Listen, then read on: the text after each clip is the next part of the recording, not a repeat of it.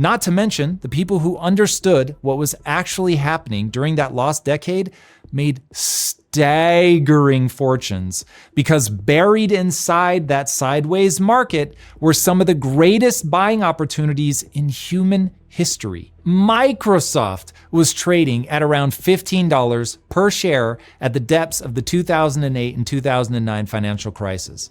These days, it hovers around $400.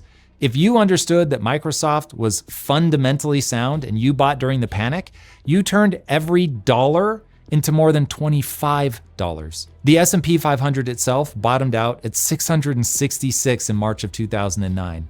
It's now, even with current conflict-driven sell-off happening, roughly 9 times that level. And maybe the most important thing to understand about the lost decade is that it didn't destroy wealth, it transferred it. From the people who panicked and sold to the people who understood the pattern, bought, and then held patiently.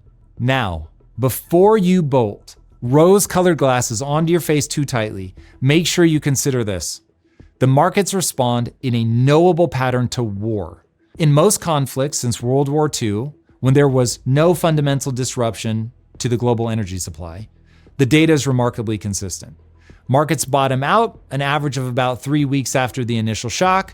They then recover their pre-conflict levels within roughly 6 weeks after that. And they are higher 12 months later a full 73% of the time. Oil shock wars, like what we're dealing with now, however, are the explicit exception.